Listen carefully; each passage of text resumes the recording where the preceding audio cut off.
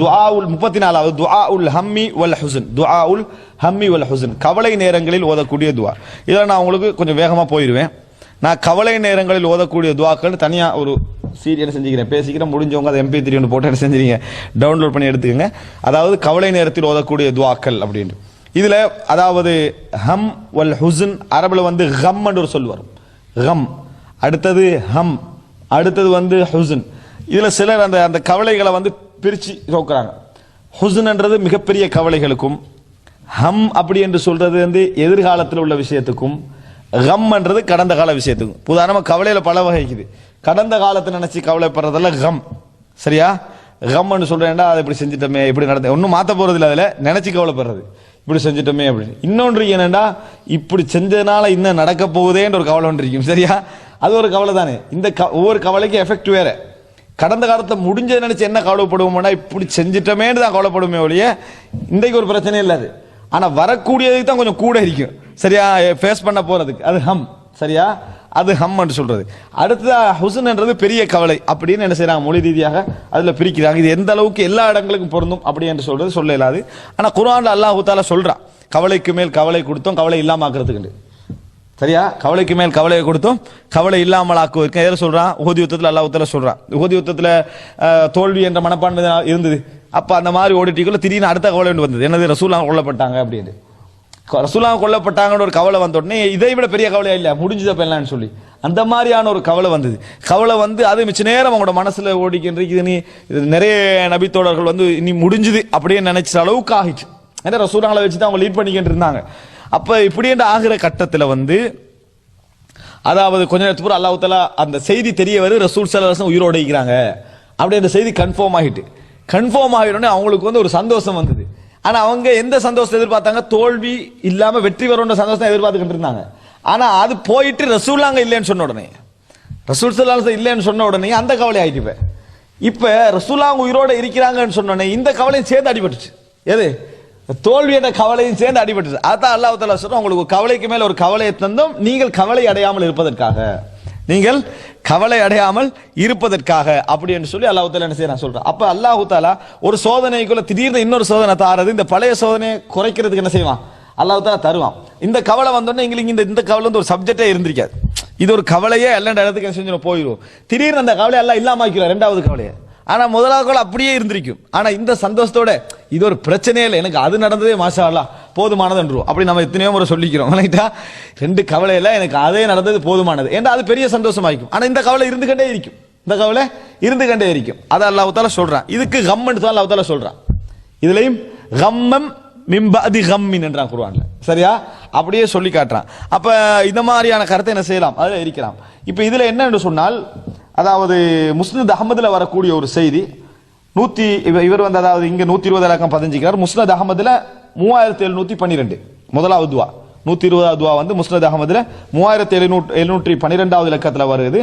எப்படின்னு சொன்னால், அல்லாஹும்ம இன்னி அப்துக் இப்னு அப்திக், யா அல்லாஹ் நான் உனது அடியான், இப்னு அப்திக் உனது அடியானுடைய மகன், இப்னு அமத்திக் உனது அடிமை பெண்ணுடைய மகன், நாசியதி பியதிக் எனது முன்னேற்றம் உனது கையிலே, மாதின் ஃபீ ஹுக்முக் உனது தீர்ப்பு என்ல நடந்தே ஆகும், மாதின் ஃபீ என நடந்தே ஆகும், அத்லுன் ஃபீ கதாஉக் உனது தீர்ப்பு என்ல வந்து நீதியானது, நீ என்ன தீர்ப்பு வழங்கினால் நீதியா தான் வழங்குவே, அஸ்அலுக பிகுல் இஸ்மின் ஹுவலக் உனக்கு என்னென்ன நாமங்கள் பெயர்கள் இருக்கின்றனோ அத்தனை கொண்டு நான் உன்னிடத்திலே கேட்கிறேன், சம்மைத பிஹி நஃப்ஸக் அவ் அன்ஸல்தஹு ஃபீ கிதாபிக் அவ் அல்லம்தஹு அஹதம் மின் ஹல்கிக் அவ் இஸ்தஅதர்த பிஹி ஃபீ இல்மில் கைபி இந்தக், யா அல்லாஹ் அந்த பேர் நீ உனக்கு சூட்டி கொண்டவைகளாக இருந்தாலும் சரி, அவைகளை நீ நபிக்கு இறக்கி கொடுத்திருந்தாலும் சரி, அல்லது உனது படைப்புகளில் யாருக்காக நீ கற்றுக் கொடுத்த பெயர்களாக இருந்தாலும் சரி, அல்லது உனது மறைவான ஞானத்தில் யாருக்கும் சொல்லாமல் நீ வைத்த பெயர்களாக இருந்தாலும் சரி, அந்த அத்தனை பெயர்களை கொண்டு முன்னிடத்தில் நான் கேட்கிறேன். அந்த ஜஅலல் குர்ஆன ரபீஅ கல்பி குர்ஆனை என் இதயத்தின் பசுமையாகவும், வனூர சத்ரி எனது இதயத்தின் ஒளியாகவும், வஜலா ஹுஸ்னி எனது கவலையை போக்குவதற்காகவும், வதஹாப ஹம்மி வ கம்மி என்ற ஒரு அறிவிப்பு என்ன செய்து வருது,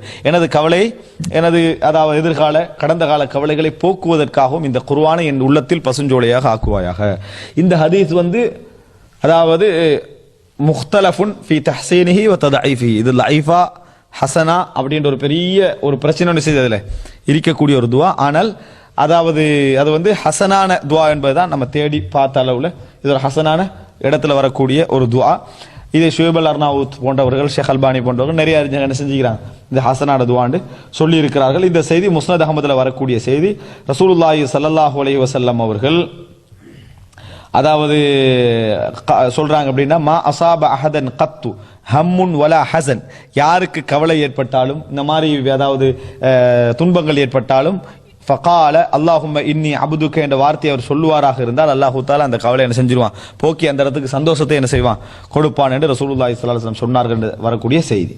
அப்ப கவலை நேரத்தில் ஓதக்கூடிய மிக முக்கியமான துஆ. நம்ம வந்து கவலை நேரத்தில் துஆ ஓதுறதுல கவனம் எடுக்க மாட்டோம், நம்ம இருக்கிற பரலையும் விட்டுருவோம். சரியா? நம்மளோட நிலைமை என்னன்னு சொன்னா, கவலை நேரத்தில் வந்து இயன்ற அளவுக்கு இபாதத்தை கூட்டி அல்லாஹ் அதன் மூலம் இல்லாமலாக்கணும்னா நம்ம நினைக்கிறோம்.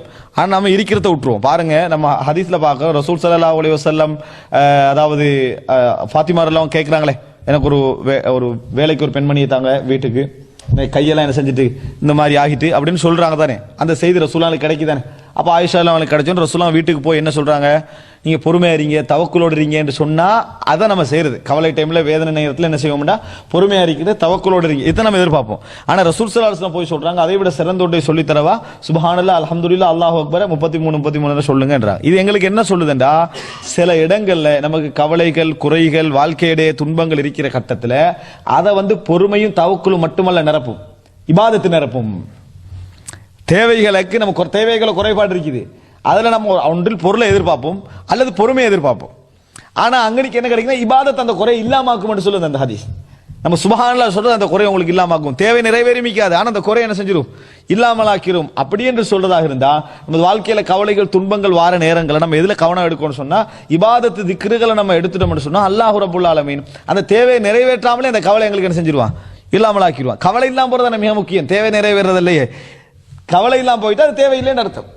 இது அல்லாஹ் தஆலா தருவா. அதை ரசூல் ஸல்லல்லாஹு அலைஹி வஸல்லம் சொல்றான், உங்களுக்கு அல்லாஹ் தஆலா என்ன செய்வான், அதை உங்களுக்கு மாற்றி விடுவான், அப்படியே சூழலை மாற்றிடுவான், சந்தர்ப்பத்தை என்ன செஞ்சிருவான் அல்லாஹ் தஆலா உங்களுக்கு அந்த மாதிரி ஒரு தேவை இல்லாத மாதிரி அல்லாஹ் தஆலா ஆக்கி விடுவான் என்ற மாதிரி ரசூலுல்லாஹி ஸல்லல்லாஹு அலைஹி வஸல்லம் அவர்கள் சொல்லுகிறார்கள். அடுத்தாக 121வது என்னன்னு சொன்னால், இது பிரபல்யமான துஆ, அல்லாஹும்ம இன்னி அஊது பிக மினல் ஹம்மி வல் ஹஸன் வல் அஜ்ஸி வல் கஸல் வல் புக்லி வல் ஜுபன் வ தலஇத் தைன் வ கலபத்திர் ரிஜால். அல்லாஹும்ம இன்னி அஊது பிக மினல் ஹம் வல் ஹஸன். ஹசனா நல்லா ஞாபகம், ஹசன் ஹசன் அப்படின்னா குன்று, பாறைக்கு சொல்றது. சரியா? இது ஹசன் அல்லது ஹுஸ்ன் இப்படித்தான் சொல்லணும். இது ரிவாயத்துல ஹசன் வருது.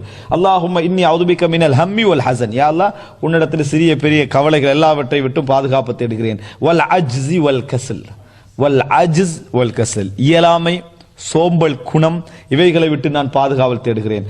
வல் புக்லி வல் ஜுபன், கஞ்சத்தனம், கோழைத்தனம், இவைகளை விட்டு பாதுகாப்பு தேடுகிறேன். வதலஇத் தைன், அதாவது கடன் நெருக்கடி, வகலபத்திர் ரிஜால், மனிதர்கள் மிகைக்கிறது, அதாவது நம்மளுக்கு வந்து ஓவரா வருது, நாங்க இன்னொரு ஆளா மிகைக்கப்படுறது, இந்த மாதிரியான சிச்சுவேஷன் என்ன செஞ்சிடாத, எனக்கு தந்துடாது. எல்லாம் கேரக்டரோட சம்பந்தப்பட்ட விஷயங்கள்.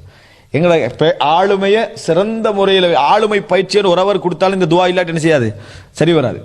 ஆளுமையை வளர்த்துக் கொள்வது எப்படி, பர்சனாலிட்டி டெவலப்மெண்ட் எல்லாம் சொல்லி அதெல்லாம் கொடுத்தாலும் இந்த துவா ஒரு ஆள் ஓதலைன்னு வைங்களே, அல்லாட்ட துவா கேட்கல, அந்த இந்த டெவலப்மெண்ட் சரி வரும். ஒரு கடனால எல்லா கோர்ஸும் போயிடும், ஒரு கடனால என்ன செஞ்சிடும், இந்த டெவலப்மெண்ட் கோர்ஸ் இருக்குதே அத்தனையும் போயிடும். பர்சனாலிட்டியில மிக முக்கியம் என்ன, இன்னொருத்த நம்மளே மிகைக்காமிக்கிறது, அதானே ஆளுமை. ஆளுமை எல்லாம் படிச்சு கோர்ஸ் படிக்கிறவனே இன்னொருத்த கை நீட்டி வாங்கிட்டு இருந்தானே என்ன நடந்துரும், முடிச்சு ஆளுமையெல்லாம் எங்க போயிடும்,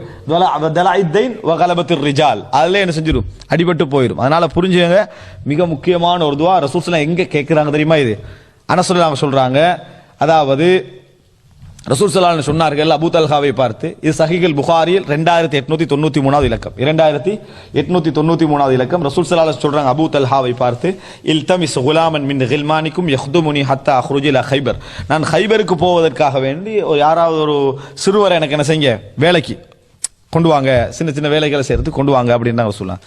அவர் எப்போ போனாலும் தண்ட மகனை தான் என்ன செய்வார், கொண்டு வந்து வச்சுருவாங்க. அனஸ் எல்லாரும் கூட்டி வந்துட்டாங்க. அனஸ் ரசூலுல்லாஹ் வீட்டில் வேலை செஞ்சா என்ன செய்வாங்க, காலை வேலை செய்வாங்க, வீட்டுக்கு போயிடுவாங்க, காலையில் வேலை செய்வாங்க, வீட்டுக்கு போயிடுவாங்க. ஆனா இப்ப கைபருக்கு போறதுக்கே அனஸ் எல்லாம் கூட்டிட்டு போறதுக்கு என்ன செஞ்சுட்டாங்க, அனுப்பிட்டாங்க. அப்ப அனஸ் ரலியல்லாஹு கல்வியே யார்கிட்ட இருந்து வந்தது, ரசூல் ஸல்லல்லாஹு அலைஹி வஸல்லம் அவர்கள்ட்ட இருந்து வந்தது. அப்ப கொண்டு வந்து விட்டுட்டாங்க.